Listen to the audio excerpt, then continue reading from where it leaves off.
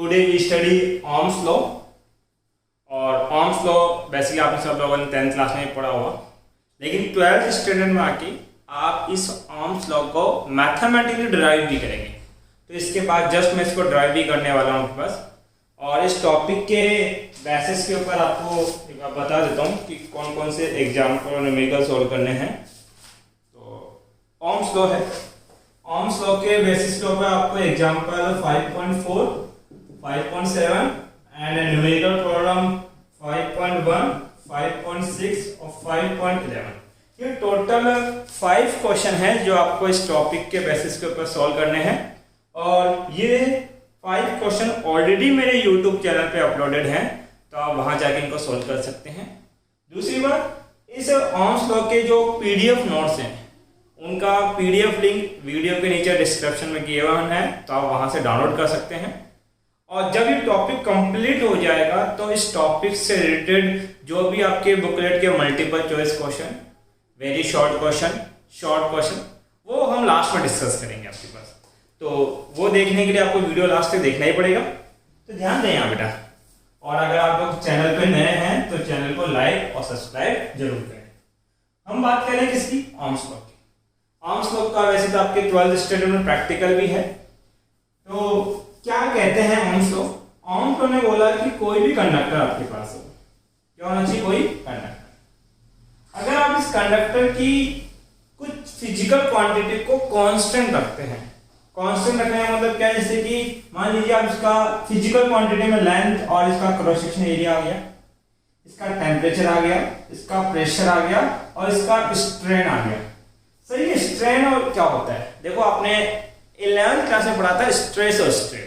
That mean ना तो आप इसको स्ट्रेच करेंगे और ना ही इसको कंप्रेस करेंगे, ये दोनों काम आप इस पे नहीं कर सकते। अगर ये चीजें इसके लिए कांस्टेंट रखी जाती है देन क्या होने वाला है? अगर आप इसको एक बैटरी से कनेक्ट करोगे तो ऑब्वियसली बात है इसके अंदर क्या फ्लो होगा बेटा? करंट। और इस करंट को मेजर करने के लिए आपने सीरीज में क्या लगा दिया? एक एमीटर। तो ये एमीटर कितना करंट इस कंडक्टर में से पास होके जा रहा है उसका मेजरमेंट करके देगा मुझे। देन आपने इस कंडक्टर के दो सिरों के बीच का पोटेंशियल कैलकुलेट करने के लिए पैरेलल में क्या लगा दे? वोल्टमीटर। ये वोल्टमीटर क्या मेजर करके देगा? कितना पोटेंशियल यहाँ प्रोड्यूस हो रहा है इस करंट के पास होने की वजह से। तो हमें कितने डेटा मिलने वाले हैं? ये प्रैक्टिकल डेटा आने वाला है आपके पास। तो दो चीजें आई, एक तो आया पोटेंशियल और दूसरा क्या है बेटा? करंट।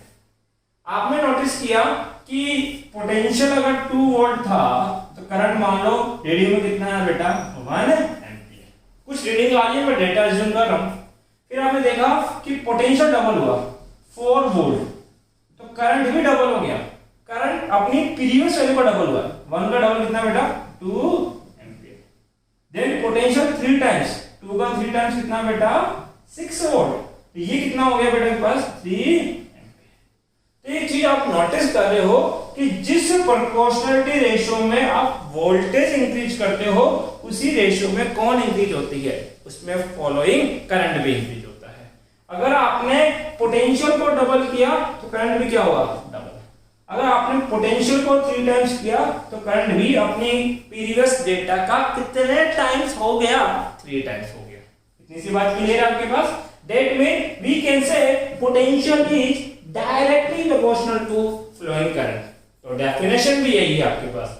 डेफिनेशन क्या है ओम्स लॉ का? Potential difference across the end of conductor. ये कंडक्टर है, इस कंडक्टर के इस एंड के अक्रॉस जितना पोटेंशियल प्रोड्यूस हुआ है वो पोटेंशियल जो होगा is proportional. Potential is proportional to the current flowing through the conductor. इस कंडक्टर के अंदर से कितना करंट पास कर रहा है उस करंट के क्या प्रोपोर्शनल है। But some physical quantity like temperature, pressure and strain must be remain same. But condition apply होती है कि कुछ फिजिकल क्वांटिटी इसके क्या रहने चाहिए? कांस्टेंट, चेंज नहीं होना चाहिए। जैसे कि मान लीजिए चेंज होने का मतलब क्या है वो भी समझ लीजिए कि चेंज होने का मतलब है कि जब आप इस कंडक्टर की ये पहली रीडिंग ले रहे थे तब इसका कुछ लेंथ था। अब ऐसा नहीं हो कि जब सेकंड रीडिंग लेना हो तो आप इसकी लेंथ डबल कर दो, मतलब दूसरा कंडक्टर लाके जोड़ दो, तो फिर वो चीज अलाउ नहीं होगा, अप्लाई नहीं कर सकते। तो ये आपके पास क्या है बेटा, फॉर्मूला। तो आपने फॉर्मूला क्या पढ़ा कि पोटेंशियल जो है डायरेक्टली प्रोपोर्शनल टू क्या है बेटा, करंट। प्रोपोर्शनल का साइन रिमूव करूंगा तो क्या आएगा, एक constant, that is called proportional to constant called resistance. ये प्रोपोर्शनल कांस्टेंट बना है बेटा, रेजिस्टेंस। आज आपको इस रेजिस्टेंस के बारे में कुछ नई बातें देखने को मिलेगी। हम बोल सकते हैं R इक्वल टू कितना, V अपॉन, कितने बच्चों को अब तक लगता था कि रेजिस्टेंस जो है वो इस पोटेंशियल, इस करंट के वैल्यू पर डिपेंड करता है। सर फॉर्मूला तो यही कहता है R इक्वल टू कितना, V upon I। That mean अगर आप पोटेंशियल और करंट की वैल्यू चेंज करोगे तो सर रेजिस्टेंस की वैल्यू भी क्या होगी, चेंज होगी। गलत, आपका सोचना गलत है। जो रेजिस्टेंस है वो किसी कंडक्टर की फिजिकल क्वांटिटी है। रेजिस्टेंस किसी कंडक्टर की क्या है, फिजिकल क्वांटिटी है। वो इस बात पे डिपेंड नहीं करता कि उसका पोटेंशियल क्या है, उसका करंट क्या है। अगर आप उसको पोटेंशियल करंट नहीं दोगे तब भी उसके अंदर रेजिस्टेंस प्रेजेंट होगा। सर ये कौन सा एग्जांपल है आप लेके समझाना चाहते हो, ध्यान दीजिए। मान लीजिए मेरी कुछ हाइट है, मेरी हाइट है 5 फीट 7 इंच, ठीक है। अगर मेरे सिर पे कोई वजन नहीं है तब भी मेरी हाइट कितनी है, 5.7। अगर मेरे सिर पे आप 10 kg का वेट रख दोगे, क्या मेरी हाइट कम हो जाएगी, नहीं, तब भी कितनी रहेगी, 5.7। दैट मीन जो मेरी हाइट है वो फिजिकल क्वांटिटी मेरी, वो किसी और दूसरे फैक्टर पर डिपेंड नहीं करती। सिमिलरली अगर ये कोई कंडक्टर है और इस कंडक्टर का रेजिस्टेंस 5 ओम है तो फिर वो इस बात पे डिपेंड नहीं करेगा कि इस पे कितना वोल्टेज अप्लाई कर रहे हो या कितना करंट अप्लाई कर रहे हो। इसका रेजिस्टेंस हमेशा कितना रहेगा, 5 ओम ही रहेगा आपके पास। तो सर फिर ये V और I से क्या इसका रिलेशन हुआ, क्या इसका मतलब हुआ, वो समझाइए। तो देखो रेजिस्टेंस अकेले V की वैल्यू पे डिपेंड नहीं करता, अकेले I की वैल्यू पे डिपेंड नहीं करता, ये डिपेंड करता है V और I के रेशियो पे, V और I के रेशियो पे। आज आपने जो प्रैक्टिकल डेटा लिया उसके एग्जांपल को सॉल्व कर लेते हैं। तो फर्स्ट रीडिंग का रेजिस्टेंस क्या हुआ, सर रेजिस्टेंस होता है V अपॉन I, 2/1 रेजिस्टेंस कितना बेटा, 2 ओम। देन 4/2 कितना आएगा, 2 ओम। देन 6/3 कितना, 2 ओम। देखो वोल्टेज इंक्रीज हो रहा है, करंट इंक्रीज हो रहा है, पर resistance remain constant. That means resistance is the proportionally constant or it does not depend the value of V and I. It depends on the ratio of V and I.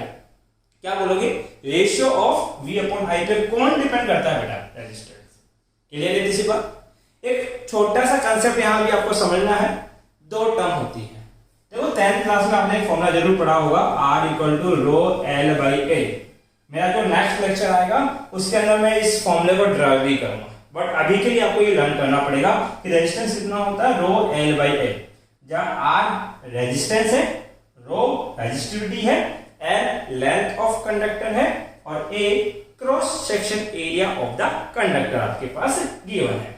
ध्यान दीजिए, reciprocal of resistance is called conductance. Reciprocal of resistance is called conductance. ये क्या है बेटा, conductance होता है। And reciprocal of resistivity is called conductivity. Is called conductivity. तो अभी दो बातें याद रखिए, रेजिस्टिविटी का रेसिप्रोकल कौन होता है, कंडक्टिविटी, और रेजिस्टेंस का रेसिप्रोकल कौन होता है बेटा, कंडक्टेंस आपके पास होता है। जो याद करवा रहा हूं वो अभी थोड़ी देर में आपको समझ में आ जाएगा।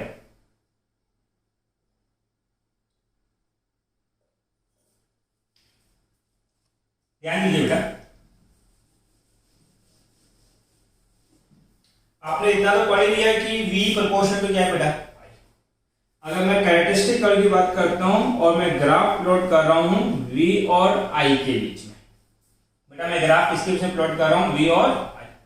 तो V और I डायरेक्टली प्रोपोर्शनल है, ग्राफ कैसा आएगा, एक स्ट्रेट लाइन, और इस स्ट्रेट लाइन का ये जो स्लोप बनेगा that is tan theta.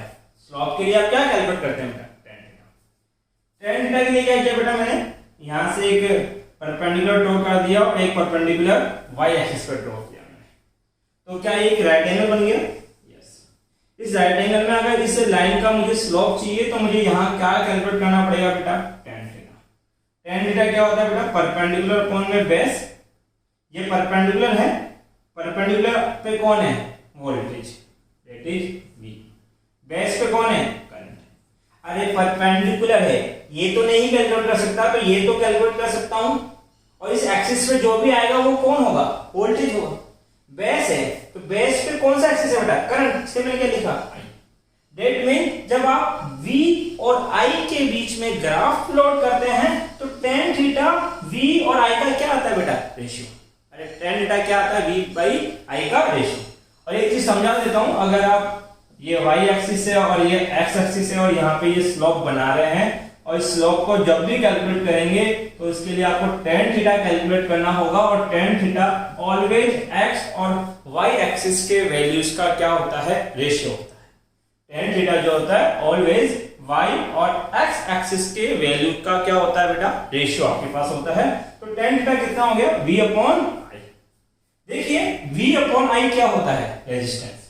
That mean यहाँ पे tan थीटा किसको रिप्रेजेंट कर रहा है, रेजिस्टेंस को, और वो कितना है, v upon i।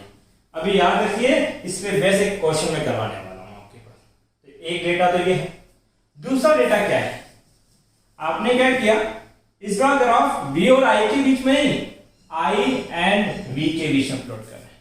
That mean हम अपनी एक्सिस चेंज कर रहे हैं। किस तरीके से बेटा, ये कौन है, IF, और ये क्या है, इस बार y एक्सिस पे करंट को रिप्रेजेंट किया गया है और x एक्सिस पे वोल्टेज को रिप्रेजेंट कर रहा है।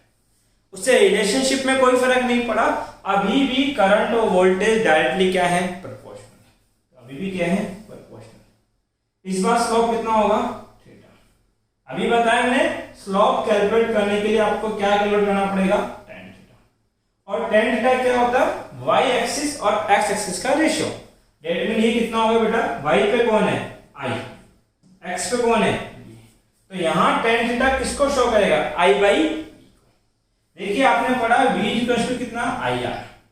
तो ऐसा करें बेटा, V को इधर ले आओ, R को नीचे, तो 1 बाई R इक्वल टू कितना हो जाएगा, I बाई V आपके पास है। तो 1 by R I by V के बराबर है, I बाई। ये कौन हुआ बेटा, tan थीटा इक्वल टू कितना, 1 by R equal to I by V। इसका मतलब जब आपके पास I और V एक्सिस के बीच में ग्राफ होगा तो वहां स्लोप रेजिस्टेंस के रेसिप्रोकल को कैलकुलेट करेगा, और जबकि अगर आपके पास V और I के बीच में ग्राफ है तो स्लोप रेजिस्टेंस को कैलकुलेट करता है। अब क्वेश्चन किस तरीके से आता है उस चीज को समझिए, आपको ध्यान देना। एक छोटा सा क्वेश्चन है ग्राफ का। पहला जो पैटर्न है वो क्या है कि मान लीजिए आप V और I के बीच में ग्राफ प्लॉट कर रहे हैं, और ये दो आपने ग्राफ प्लॉट किए। ये फर्स्ट बॉडी है A और ये सेकंड बॉडी क्या है बेटा, B। कोई भी दो ऑब्जेक्ट है A और B, उनके लिए ये आपने V और I के ग्राफ बनाए। इस फर्स्ट का रेजिस्टेंस है RA और सेकंड का रेजिस्टेंस कितना है बेटा, RB। और आपसे बोला गया है कि कंपेयर करके बताइए कि कौन सा रेजिस्टेंस ग्रेटर है, कौन सा लेस देन आपके पास है। तो आपने क्या किया कि फर्स्ट के साथ एंगल कितना बन रहा है, θ1, और सेकंड बॉडी के साथ एंगल कितना बन रहा है, θ2। मैं ऑब्जर्वेशन से बता सकता हूं कि θ1 लार्जर है किससे, θ2 से। क्लियर है? तो यहां पे हम बोल सकते हैं tan θ1 is also larger to tan θ2। बहुत सारे tan से मल्टीप्लाई किया तो ये tan θ1 बन गया, ये क्या बन गया, tan θ2 बन गया। अब tan के साथ एक प्रॉपर्टी होती है, tan में क्या बोलते हैं बेटा, tan में अगर आप थीटा इंक्रीज करोगे तो इसका मैग्नीट्यूड भी क्या होगा, इंक्रीज। कैसे, tan 0 डिग्री कितना होता है बेटा, 0। tan 30 1 by root 3, tan 45 1, tan 60 root 3 आपके पास होता है, और tan 90 कितना आता है, इन्फिनिटी। मतलब 0 डिग्री से जब आप 90 पे जाते हो तो उसका मैग्नीट्यूड बढ़ता है। 0 1 by root 3, then 1, then root 3, और देन कितना, इन्फिनिटी। तो ये बात यहाँ याद रखोगे, tan थीटा में जैसे जैसे आप थीटा बढ़ाओगे उसका मैग्नीट्यूड बढ़ेगा। आपने ग्राफ प्लॉट किया किसमें, V और I में। ग्राफ प्लॉट हुआ है V और I में, तो tan थीटा किसको रिप्रेजेंट करता है, रेजिस्टेंस को। तो θ1 के साथ रेजिस्टेंस कितना है, RA, और थीटा 2 के साथ रेजिस्टेंस कितना है बेटा RB। और यहां देखो tan थीटा रेजिस्टेंस के डायरेक्टली क्या है प्रोपोर्शनल। इसका मतलब अगर आप tan थीटा बढ़ाओगे तो रेजिस्टेंस भी बढ़ेगा। दैट मींस जिसका tan थीटा की वैल्यू ज्यादा होगी उसके रेजिस्टेंस की वैल्यू भी क्या होगी बेटा ज्यादा। तो हम बोलेंगे tan theta 1 is greater than to tan theta 2, so resistance of A is more than to resistance of B। पहले का ये अगर यही क्वेश्चन अपोजिट एक्सिस पे आता तब क्या करना पड़ता है, ध्यान दीजिए। ये आपके पास है और ग्राफ प्लॉट हो रहा है I और V के बीच में। वही दो आपके पास है, body A body B। First के रेस्पेक्ट में एंगल थीटा 1 और सेकंड के रेस्पेक्ट में एंगल थीटा 2। फिर से पूछूंगा मैं स्लोप के लिए क्या कैलकुलेट करना होता है बेटा। स्लोप के लिए सब निकालेंगे tan। तो यहां लिख रहा है theta 1 is greater than to theta 2, then tan theta 1 is more than to tan theta. But इस बार ग्राफ किसमें बेटा I और V के बीच में। ग्राफ कहां है I और I V के ग्राफ में जब tan थीटा होता है वो किसको रिप्रेजेंट करता है रेसिप्रोकल ऑफ रेजिस्टेंस। इसका मतलब जितना ज्यादा tan थीटा होगा रेजिस्टेंस की वैल्यू उतनी ही क्या बनेगी बेटा कम बनेगी। तो इसका रेजिस्टेंस कितना बोल रहे हैं बेटा R है, इसका रेजिस्टेंस RB। तो आप लोग क्या बोल सकते हैं जिसके tan थीटा की वैल्यू ज्यादा है उसका रेजिस्टेंस क्या है कम, क्योंकि tan थीटा और रेजिस्टेंस एक दूसरे की क्या है बेटा इनवर्सली। इसलिए क्या लिखा जाएगा RA is less than to RB। देखिए यहां से यहां रिजल्ट चेंज हुआ और वो किस वजह से चेंज हुआ, आपने एक्सिस चेंज किया। तो एक्सिस से फोकस करेंगे जब भी इस टाइप का या इस पैटर्न का क्वेश्चन आएगा। क्लियर है। एक बार पॉज करके थोड़ा सा उतार लीजिए इसको।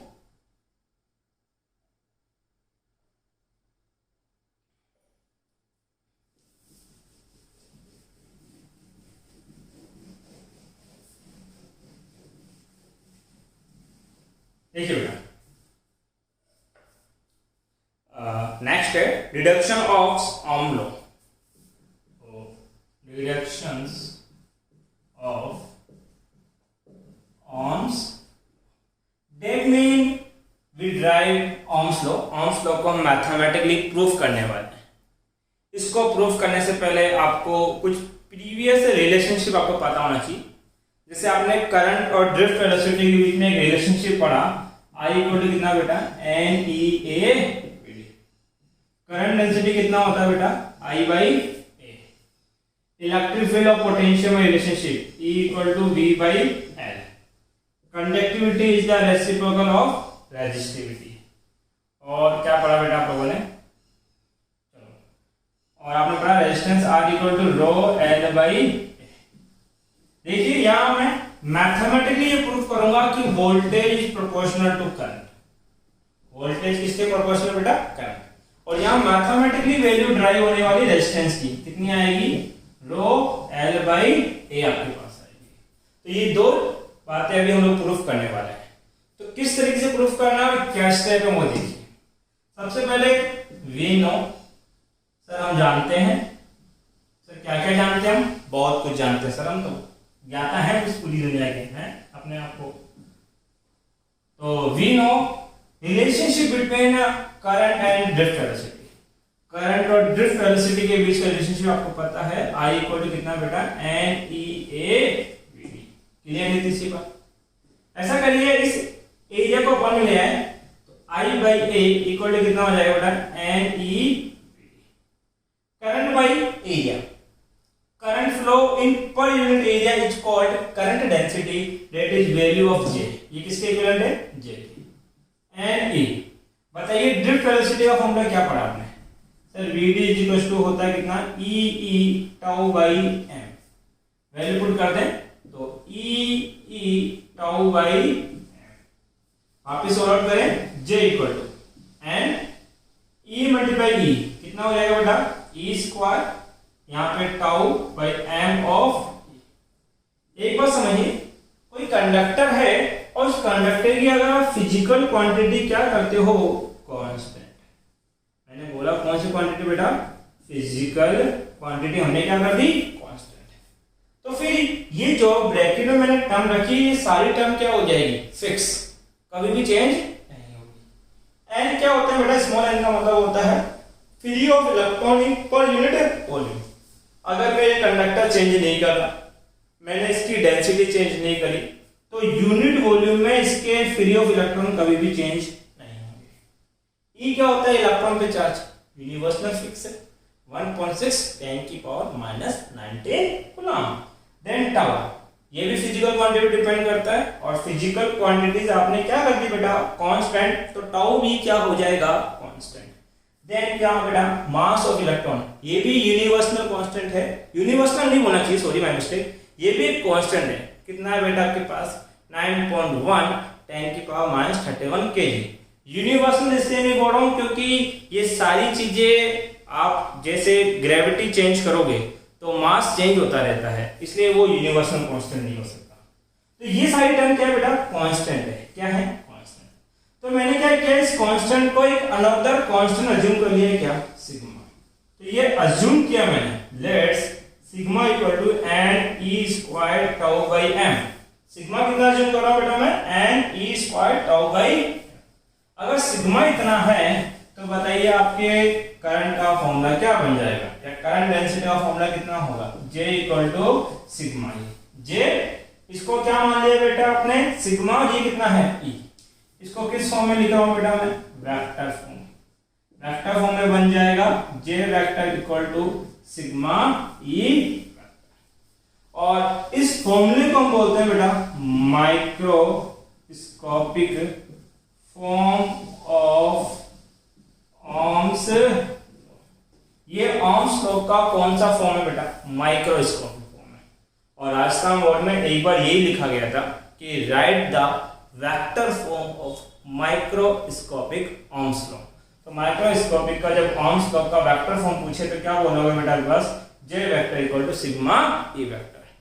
हमारा टारगेट ये प्रूफ करने का है क्या? नहीं, हमारा टारगेट है ओम्स लॉ को मैथमेटिकली प्रूफ करने का। तो कैसे करेंगे? वो देखो वापस बोलो बेटा, इस फॉर्मूले से J इक्वल टू क्या होता है? Sigma E। J equal to sigma E।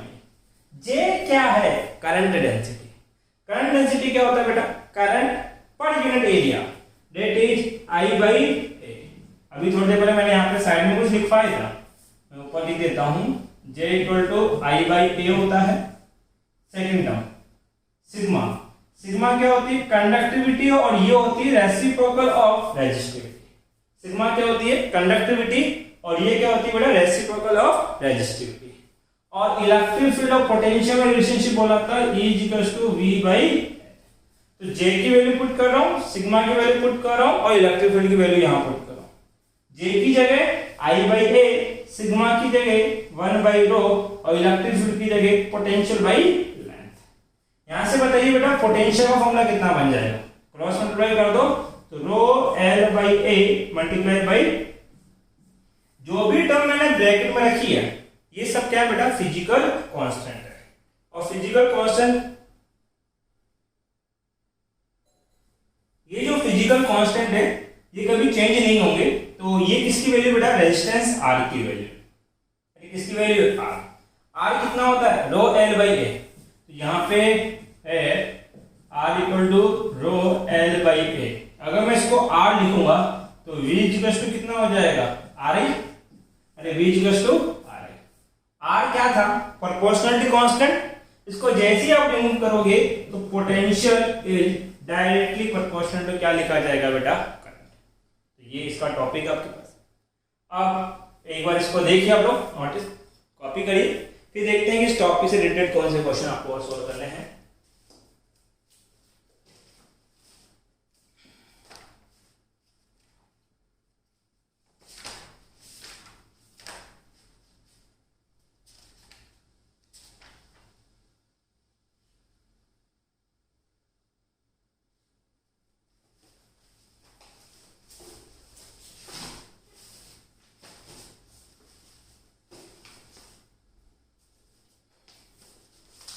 ध्यान दें बेटा, राजस्थान बोर्ड की जो बुकलेट है उसमें एक शॉर्ट क्वेश्चन है, वेरी शॉर्ट क्वेश्चन। और वेरी शॉर्ट भी कौन से नंबर का बेटा? फर्स्ट नंबर का। वेरी शॉर्ट भी कौन से नंबर का?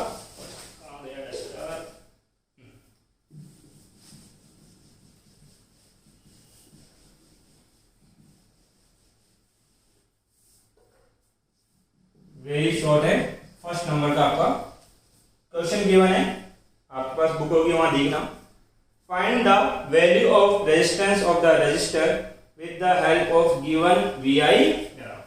आपके पास एक ग्राफ गिवन है V और I के बीच में और वैल्यू गिवन है 0.1, 0.2, 0.3, इनके करस्पॉन्डिंग है 2, 4 देन 6। ये वैल्यू आपके पास गिवन है और ये ग्राफ प्लॉट किया है। अब किसकी वैल्यू पूछिए बेटा आपके पास? रेजिस्टेंस की वैल्यू। तो ये कौन सा एक्सिस है बेटा? करंट। ये कौन सा है? वोल्टेज। आपको पता है वोल्टेज और करंट डायरेक्टली क्या होता है बेटा? प्रोपोर्शनल। तो रेजिस्टेंस कितना था? R equal to V upon I। तो किसी भी एक पॉइंट पे वोल्टेज ले लो, 3 पॉइंट दे रखे हैं वोल्टेज की, कोई भी एक पॉइंट आप कंसीडर कर लीजिए। तो मान लीजिए मैं कोई सा भी ले लेता हूँ, ये 4 ले लेता हूँ, मैं बीच वाला ले लेता हूँ। तो वोल्टेज कितना बेटा? 4। और इस 4 के करस्पॉन्डिंग करंट कितना है? 0.2। पॉइंट रिमूव करोगे कितना आएगा बेटा? 0। कैंसिल आउट किया कितना आएगा? 20। अरे कहीं का भी लीजिए, मान लीजिए आपने पॉइंट कितना ले लिया? 2। वोल्टेज है 2 के करस्पॉन्डिंग करंट कितना है? 0.1। पॉइंट रिमूव किया कितना? 20। ये आपके पास एक क्वेश्चन था। उसके बाद आपके पास बेटा एक क्वेश्चन है मल्टीपल चॉइस, और मल्टीपल चॉइस क्वेश्चन कौन सा है बेटा आपके पास? 8 नंबर। तो मल्टीपल चॉइस में कौन सा बेटा? 8 नंबर आपके पास है। क्वेश्चन कहता है which of dependency of drift velocity VD on electric field E follow Ohm's law out of following. आपके पास है ड्रिफ्ट वेलोसिटी और इलेक्ट्रिक फील्ड के बीच में क्या पूछा बेटा? रिलेशनशिप पूछा आपके पास। तो देखिए फॉर्मूला ही पता है, VD इक्वल टू कितना होता है? ये होता है बेटा कितना? E tau E by. तो ड्रिफ्ट वेलोसिटी और इलेक्ट्रिक फील्ड एक दूसरे के डायरेक्टली क्या होंगे बेटा? प्रोपोर्शनल। तो ऑप्शन क्या हो जाएगा? VD प्रोपोर्शनल टू E आपके पास। अगर इस टॉपिक से रिलेटेड आपको कोई डाउट है तो आप कमेंट बॉक्स में पूछ सकते हैं। Thank you.